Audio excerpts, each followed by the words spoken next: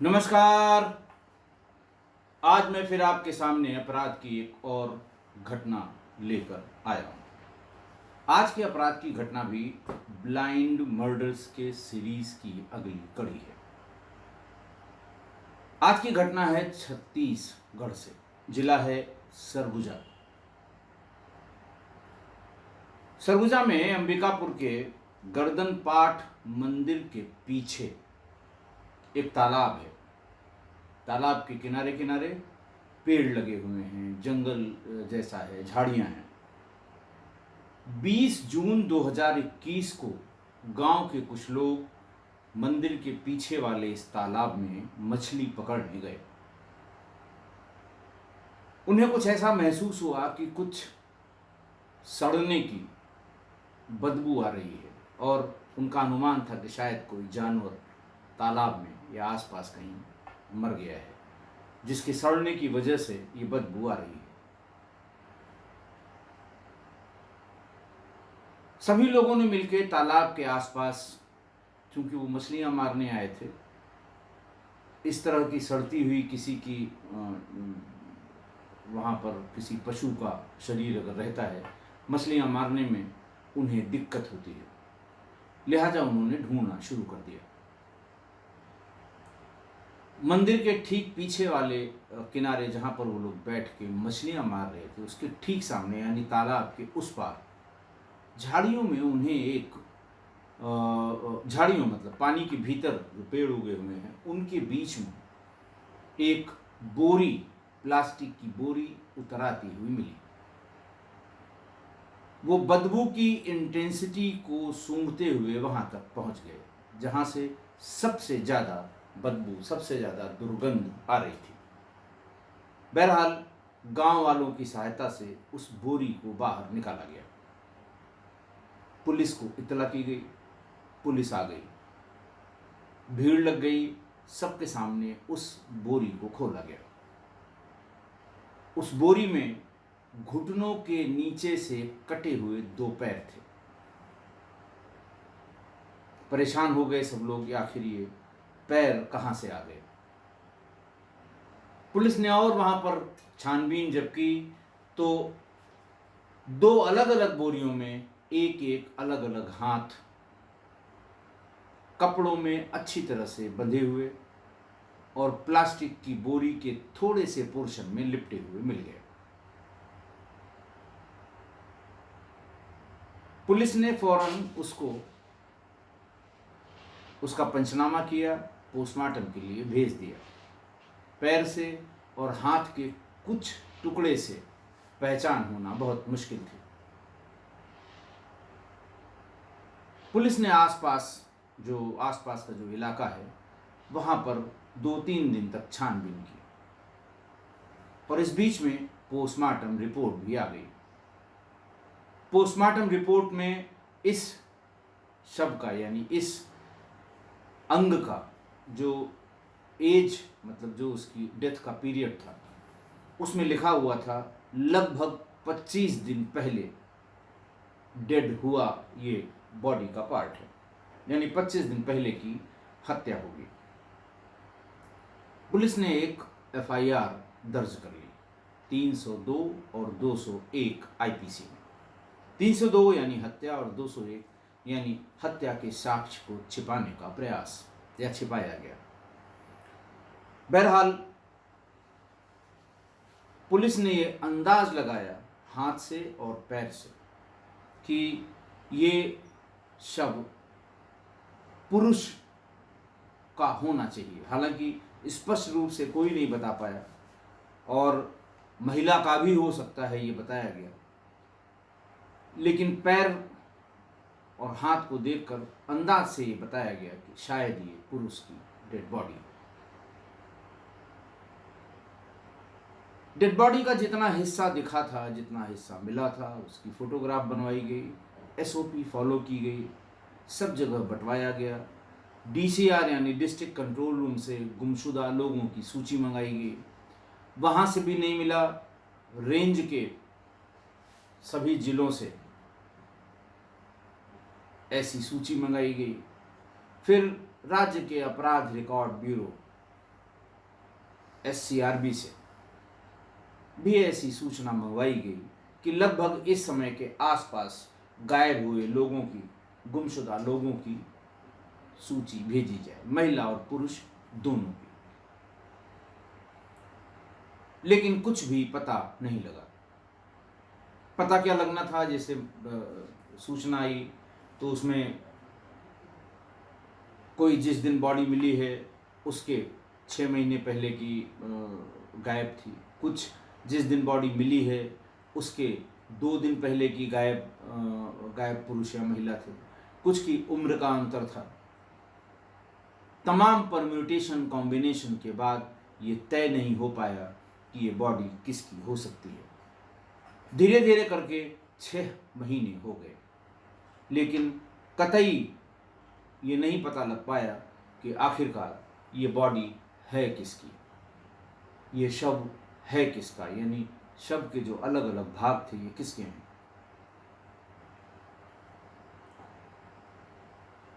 सरगुजा के एसपी ने जब अनवर्कड आउट केसेस की समीक्षा की तो उसमें एक केस ये भी आया। पुलिस हर जगह अपना बचाव करती है। पूछा गया, भाई अभी तक ये क्यों वर्कआउट नहीं हुआ? साहब, हाथ पैर से पहचान नहीं हो पा रही है, बहुत कोशिश की गई।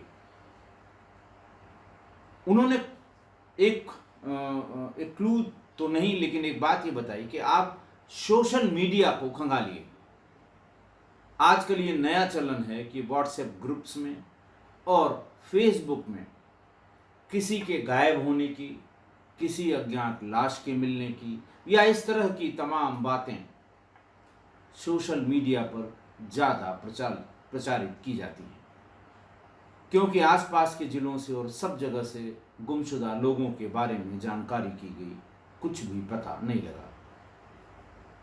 एक टीम बनाकर सोशल मीडिया पर पिछले 6-8 महीने में जिन लोगों के गायब होने की सूचना है, आप भी देखते होंगे कि एक फ़ोटो लिखी है, नीचे लिखा हुआ है कि ये लड़का या ये युवक या ये वृद्धा ये फलां तारीख को घर से गायब हैं। जिस किसी को सूचना मिले वो परिजनों के नीचे टेलीफोन नंबर लिखे होते हैं, कभी कभी थानों के पदाधिकारियों के भी नंबर लिखे होते हैं कि इस पर सूचना दें। घर वालों का बुरा हाल है, सूचना देने वाले को इतना इनाम दिया जाएगा। ये सोशल मीडिया पर लगभग हर दिन कोई न कोई इस तरह की पोस्ट आती है, मिलती है, दिखती है, आप भी देखते होंगे।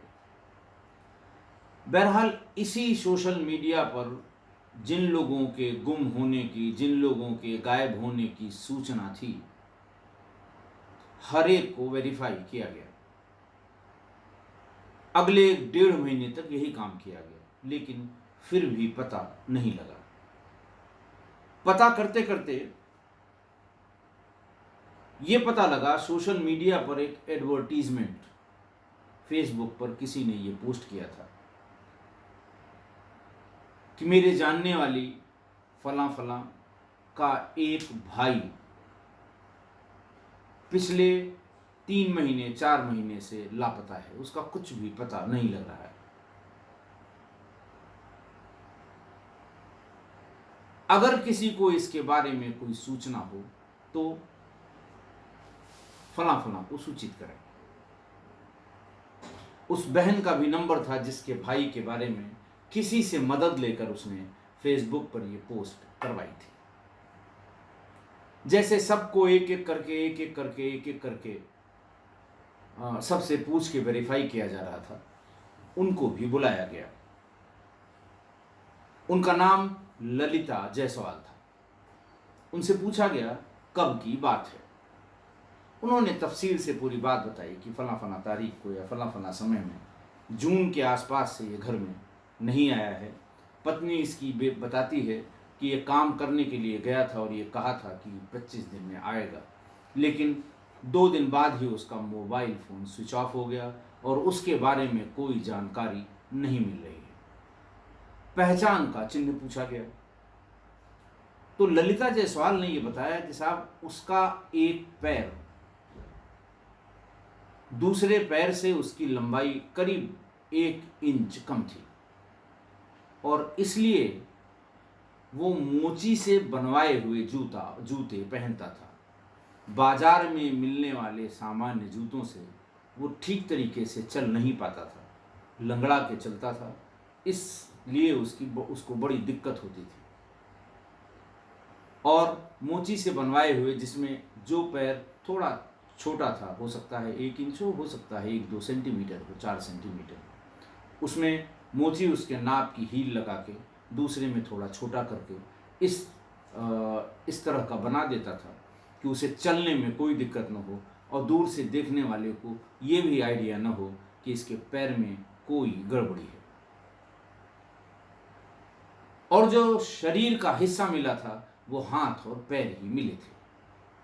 पुलिस की आंखों में थोड़ी चमक आई कि चलिए, एक ऐसी विशिष्ट पहचान जो पैरों से ही संभव है, ये महिला बता रही है।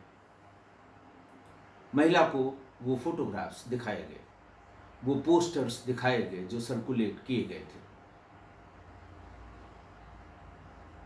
और फिर उसकी बात को, जो ललिता ने बताया था, उसकी बात को भी ध्यान में रखते हुए कि इसका एक पैर थोड़ा सा छोटा है और उसके लिए मोची के बनवाए हुए जो जूते हैं वो पहनाए जाते हैं। एक पैर पर जो एड़ी का इलाका है उसमें प्रेशर ज़्यादा रहता है, दूसरे में एड़ी पर उसका प्रेशर कम होता है। इस इम्प्रेशन को अगर डिफ्रेंशिएट किया जाए तो जो जानने वाला आदमी है या घर का आदमी है वो तुरंत पहचान लेगा। ललिता ने भी तुरंत पहचान लिया। उसने कहा, ये मेरा भाई ही है और इसका नाम राजेश जायसवाल है।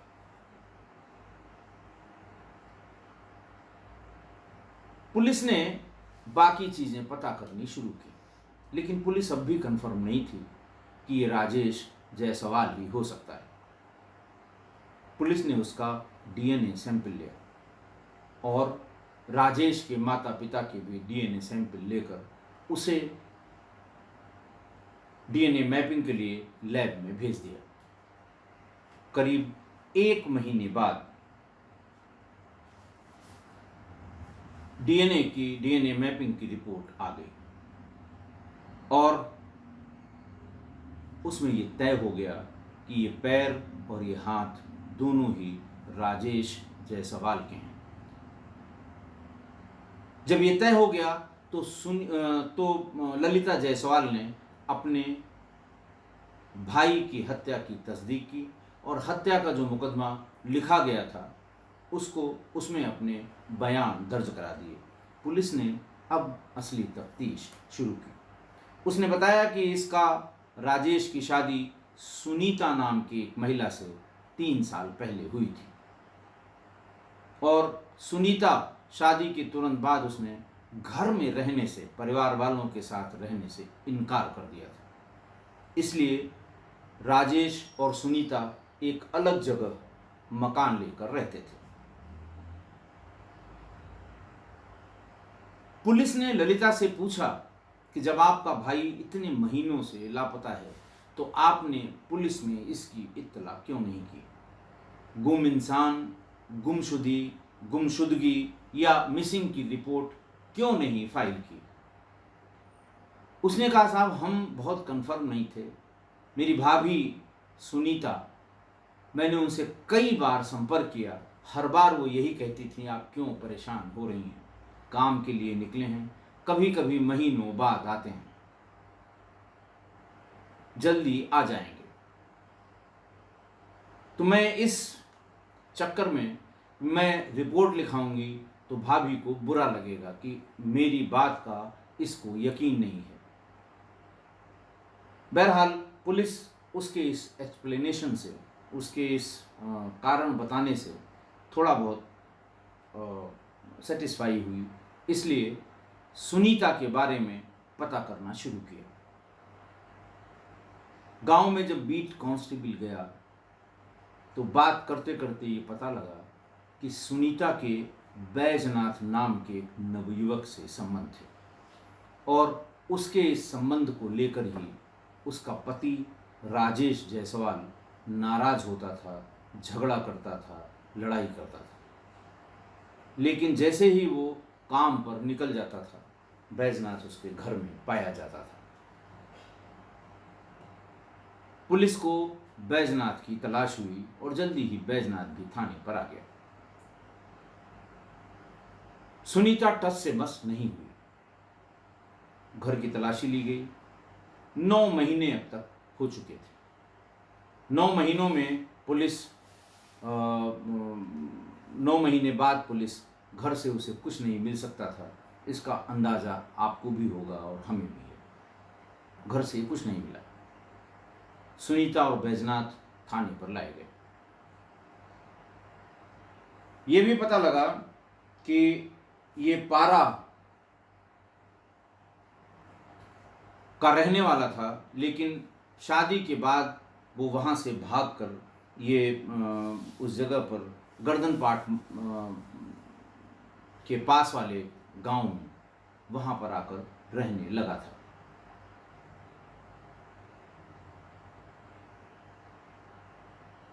बैजनाथ के साथ अब थोड़ी थोड़ी सख्ती शुरू हुई। पुलिस जब एकदम नज़दीक पहुंच जाती है और फिर भी वो अंजाम तक नहीं पहुंच पाती है, झुंझलाहट लाजमी है, मानव स्वभाव है।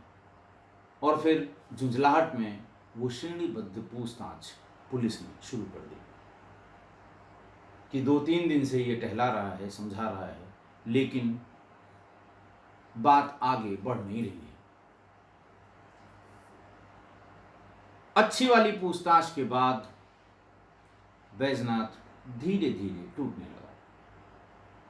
पहले उसने बताया कि हाँ, मेरे सुनीता के संबंध थे। ये भी बताया कि जब वो शादी होके आई थी उसके 3-4 महीने के भीतर ही वो सामान लेने जिस दुकान पर जाया करती थी, नई नई आई थी, कम उम्र की थी, मेरी निगाह पड़ गई। मैंने इस बहाने से शुरू किया कि हमें बता दिया करो, मैं सामान पहुंचा दूंगा, तुम पैसा दे देना, मैं दुकानदार को दे दूंगा। जहां वो कमरा लेके रहता था, रूम लेके रहता था, वहाँ से सामान लाने वाली जगह थोड़ी दूर थी। धीरे धीरे घर में घुसपैठ बन गई और दोनों में संबंध हो गया। करीब साल भर तक ये संबंध चलता रहा। शादी के तुरंत बाद बने हुए ये संबंध साल भर तक चले।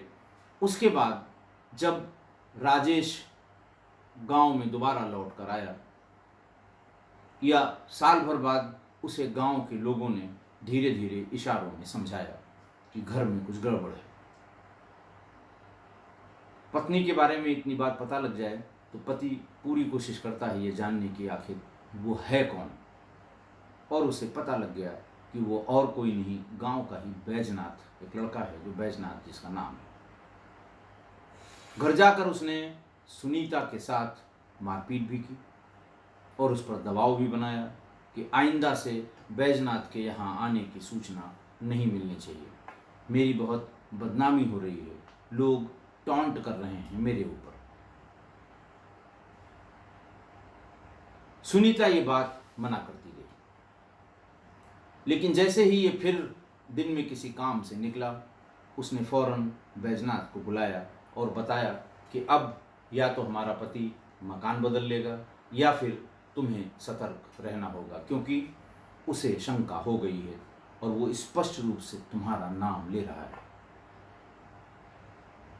2-4 दिन इसी तरह से बातचीत करके उसने उसको समझाने की कोशिश की।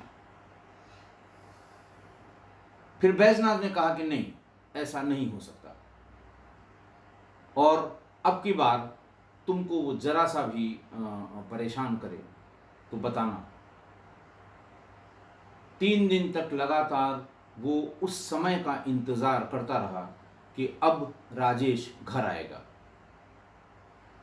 इसी दिन शाम को करीब करीब 8 बजे के आसपास, जिस दिन की यह हत्या है, 8 बजे के आसपास यह हत्या है 31 मई 2021 को। रास्ते में बैठे हुए, जो ऐसा कहते हैं रैकी करने के लिए बैठा हुआ बैजनाथ, उसने देख लिया कि अब ये घर की तरफ जा रहा है। धीरे धीरे दबे पांव वो घर की तरफ आ गया। जैसे ही राजेश भीतर घुसा, वो भी सीधे भीतर घुस गया। बैजनाथ को देखते ही राजेश ने उसके साथ मारपीट शुरू कर दी। बैजनाथ ने उसे गिरा दिया और सिर पर भारी पत्थर से 4-5 ऐसे प्रहार किए कि उसका दम निकल गया। हत्या कर दी बैजनाथ ने राजेश की। दोनों उसकी लाश को पकड़कर भीतर ले गए, उस कमरे में रख दिया और एक चद्दर से उसे ढक दिया। फिर बैजनाथ और सुनीता उसी कमरे में रहे। ये प्लान करते रहे कि कल को हम पकड़े जाएंगे, उससे कैसे बचत होगी। बैजनाथ ने कहा कि पूरी लाश को लपेट कर ले जाना संभव नहीं है, गांव के बीच से होकर जाना पड़ेगा। लोग टोक सकते हैं, लोग पूछ सकते हैं या पुलिस को इत्तला कर सकते हैं। सुनीता ने कहा कि इसको कई टुकड़ों में काट लो। छोटे छोटे टुकड़ों को काट के धीरे धीरे मोटरसाइकिल में हैंडल में टांग के इसको इतनी दूर फेंकाओ कि लोगों को पता न लगे। इसके लिए एक आरी की जरूरत थी। गांव से करीब 50 किलोमीटर दूरी पर, जहां पर ये लोहे के सामान, आरी, फड़ुआ, ये सब मिलते हैं, लकड़ी काटने वाली एक छोटी आरी जिसमें दोनों तरफ हत्थे होते हैं, 2 लोग मिलके उसको खींचते हैं और जो वुड है या जो लकड़ी है उसको चीरा जाता है, काटा जाता है। वो बेंट भी हो जाती है, लूज लोहे की होती है। लूज लोहा क्या मतलब, जो ऐसा लोहा जो बहुत स्टिफ ना हो, बहुत कड़ा ना हो। बहुत कड़े वाले लोहे की आरी वो टूट जाती है जल्दी। उसको मोड़कर एक झोले में मोटरसाइकिल से वो खरीद कर ले आया आरी को। करीब 700-750 रुपए की आरी लोहार के यहाँ से ले आया। शाम को दोनों ने मिलकर खाना खाया, बैजनाथ और सुनीता ने, और फिर रात में उन्होंने उसको काटना शुरू कर दिया। रिगर मॉर्टिस हो चुकी थी, इसलिए काटने में थोड़ी दिक्कत हो रही थी, खासकर हड्डी वाले पोर्शन को। बहरहाल सवेरे 4 बजे तक वो शरीर के 5-6 टुकड़े ही कर पाए और ये अंदाज़ा लगा कि जो बड़े टुकड़े हैं इनको झोले में रखकर डिस्पोज ऑफ नहीं किया जा सकता। फिर उसको वैसे ही चद्दर से ढक दिया गया। बाहर से पुआल लाके क्योंकि ब्लड बहुत फैला हुआ था, पुआल लाके उसको ऐसे ढका गया कि कोई भी बाहरी आदमी अगर आए तो उसे ब्लड न दिखाई पड़े। और उसी कमरे में रात में सुनीता और बैजनाथ सोए। अगले दिन शाम से ही उन्होंने फिर से काम शुरू किया और पूरी लाश के 15-20 छोटे छोटे टुकड़े बना लिए। सुनीता ने एक एक पार्ट को बोरियों के, प्लास्टिक वाली बोरियां जो यूरिया की होती हैं, उनको चाकू से काट काट के उनको छोटे छोटे पार्ट्स में लपेट के उसमें सुतली बांध के एक जगह रख दिया और फिर झोले में सवेरे 2-2, 3-3 पोर्शन, हाथ के, पैर का, सिर का, धड़ के छोटे पोर्शन, हाथ के 2-3 पोर्शन इस तरह बना के उसने काटे थे कि वो सवेरे मोटरसाइकिल से झोले में लेके निकलता था और घर से 10-20 किलोमीटर दूर वो जो मंदिर मैंने आपको बताया था, गर्दन पाट मंदिर, पहला पोर्शन उसने गर्दन पाट मंदिर के पीछे वाले तालाब में फेंका। फिर उसके बाद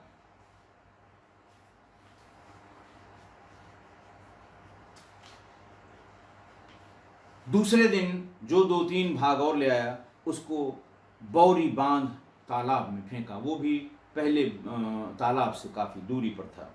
और तीसरा जिसमें सिर का पोर्शन, जो सिर था और सिर के साथ 1-2 और अंग थे, उसको शकर घाट नदी में, बहती हुई नदी में फेंक दिया। उसके बाद घर आए। दोनों ने खूब नहाया धोया, घर की खूब अच्छी तरह सफाई की। सफाई करने के बाद बैजनाथ उसी घर में रहने लगा। आप समझ सकते होंगे, मुझे कहने की ज़रूरत नहीं है। इतना सुनकर पूछताछ करने वाली टीम भी सन्न हो गई। ऐसी अमानवीय हरकत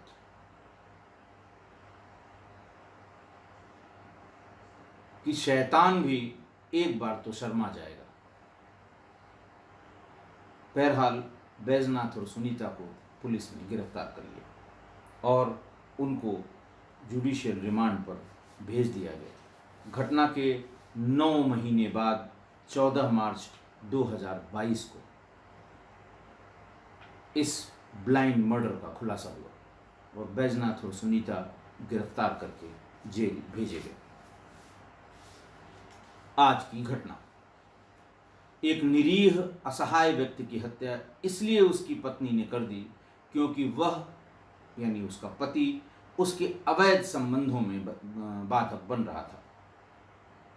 चलिए मान लिया कि बाधक बन रहा था, गुस्से में मार दिया उसको, मान लिया। और गुस्से में यानी फिट ऑफ एंगर में अगर आपने मारा है तो धारा तो वही लगेगी 302 की, हत्या की। लेकिन अगर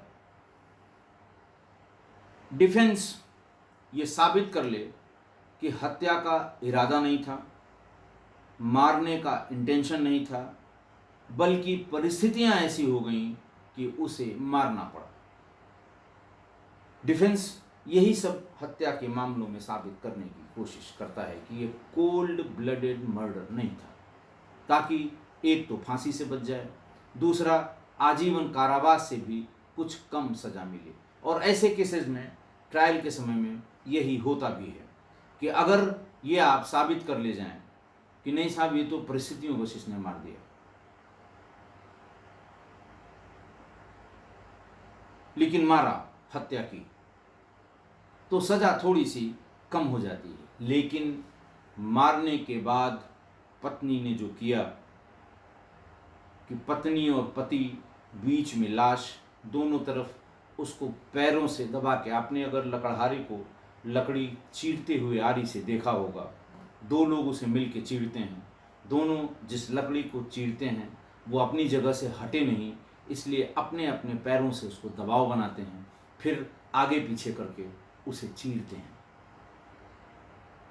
तो पत्नी अपने पति की लाश को अपनी प्रेमी के साथ लकड़ी काटने वाले आरी से चीरता रहा और शरीर के इतने छोटे छोटे टुकड़े कर दिए कि उसको आराम से झोले में डालकर मोटरसाइकिल से अलग अलग जगह ले जाया जा सके।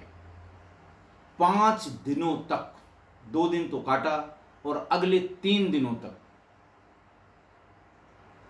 घर से बहुत दूर दूर बॉडी के अलग अलग अंगों का डिस्पोजल किया गया।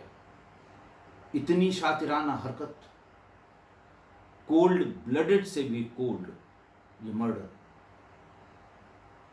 पति को 2 दिन तक आरी से काटती रही और उसका मन नहीं पसीजा।